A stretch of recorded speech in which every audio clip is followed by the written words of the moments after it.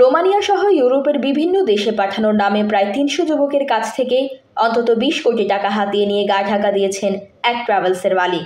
প্রত্যেকের কাছ থেকে ওই প্রতারক ১ লাখ থেকে ১৫ লাখ টাকা পর্যন্ত নিয়েছেন বলে ভুক্তভোগীরা অভিযোগ করেছেন। এই ঘটনায় শনিবার দুপুরে অভিযুক্ত আমিন রহমান ট্রাভেলসে গিয়ে বিক্ষোভ করেছেন প্রতারিতরা। ট্রাভেলসের মালিক প্রতারক আমিন রহমানকে গ্রেফতার ও আত্মসাৎকৃত টাকা উদ্ধারে তারা সরকারের হস্তক্ষেপ কামনা করেছে। আমিন রহমান ট্রাভেলস সিলেট নগরীর জিন্দাবাজারস্থ হক সুপার মার্কেটে অবস্থিত। প্রতারিতদের বেশিরভাগই রোমানিয়ায় যাওয়ার জন্য ওই ট্রাভেলস মালিক আমিন রহমানের কাছে টাকা দিয়েছিলেন। ভুক্তভোগীরা জানান, ৯০ দিনের মধ্যে রোমানিয়ায় পাঠানোর প্রলোভন দেখিয়ে পত্রিকায় বিজ্ঞাপন দেয় আমিন রহমান ট্রাভেলস। ওই বিজ্ঞাপন দেখে তারা নগরীর জিন্দাবাজার হক সুপার মার্কেটস্থ ট্রাভেলসে যোগাযোগ করেন। তখন ট্রাভেলসের মালিক আমিন রহমান জানান, রোমানিয়ায় যেতে হলে ৬ লাখ টাকা লাগবে। প্রথমে বুকিং মানি হিসেবে ৫০,০০০ টাকা ও ওয়ার্ক পারমিট আসার পর দিতে হবে আরও ৫০,০০০ টাকা। বাকি ৫ লাখ দিতে হবে ভিসা হওয়ার পর। আমিনের কথা মতো রোমানিয়ায় যেতে আগ্রহীরা তার সাথে স্ট্যাম্পে লিখিত চুক্তি করে টাকা দেন। গত ২৪ ফেব্রুয়ারি থেকে রোমানিয়ায় ফ্লাইট দেওয়া শুরুর কথা ছিল, কিন্তু ওই দিন বিকেল ৪টা থেকে মোবাইল ফোন বন্ধ করে গা ঢাকা দেন তিনি। পরে অনেক খোঁজ নিয়ে জানতে পারেন তাদের পাসপোর্টে লাগানো ভিসাও ছিল জাল। এছাড়া অনেককে ভিসা হওয়ার কথা বললেও তাদেরকে পাসপোর্ট ফেরত দেননি আমিন। সিলেটের জকিগঞ্জ উপজেলার পশ্চিম গোটার গ্রামের বাসিন্দা রুহুল আমিন জানান, চুক্তি অনুযায়ী ৫,২০,০০০ টাকা তিনি আমিনের হাতে তুলে দেন। তাকে ওয়ার্ক পারমিটের কাগজ দেখিয়ে ট্রেনিংয়ের জন্য কারিগরি প্রশিক্ষণ কেন্দ্রে ভর্তিও করেন আমিন। আগামী ৩ মার্চ তার ফ্লাইট হওয়ার কথা ছিল, কিন্তু তিনি তার পরিচিত একজনের মাধ্যমে ভারতস্থ রোমানিয়া এমবেসিতে ভিসার কপি পাঠান। তখন এমবেসি থেকে জানানো হয় ওই ভিসা নকল।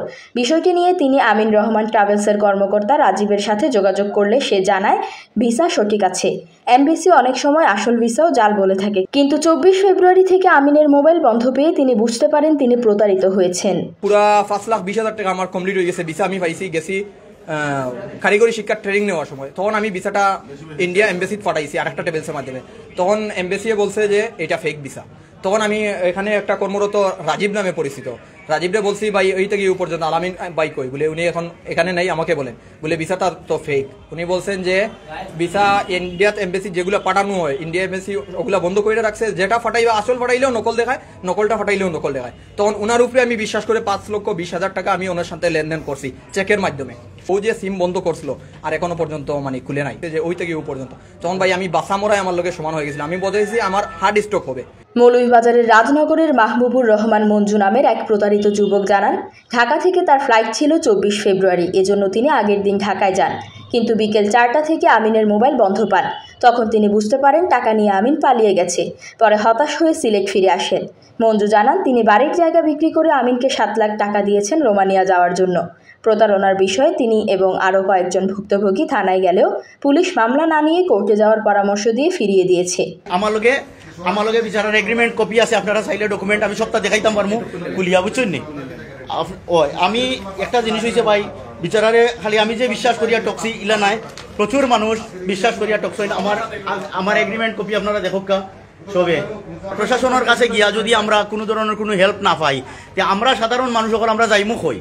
এদিকে শনিবার দুপুরে আমিন রহমান ট্রাভেলসে গিয়ে মারোয়া বেগম চৌধুরী নামের এক কর্মকর্তাকে পাওয়া যায়। তিনি জানান, আমিন রহমান তাদের সাথে হোয়াটসঅ্যাপে যোগাযোগ করেছেন। তিনি বলেছেন একটি সমস্যায় পড়ে তিনি তার মোবাইল ফোন বন্ধ রেখেছেন। ১ সপ্তাহের মধ্যে তিনি সবার ফ্লাইট দেবেন, আর যদি না পারেন তবে সবার টাকা ফেরত দেবেন। ফোন অফ পাইছিলাম যে বস আমরা তো অফ পাইয়া আমরা সবে বুঝছিলাম তাইনে। ওহন কাহিনী হয়েছে পরে তাইনে আবার গতকালকে আমরা সব লগে একটা হোয়াটসঅ্যাপ নাম্বার আছে যেটা দিয়ে আমরা সব লগে যোগাযোগ করছেন।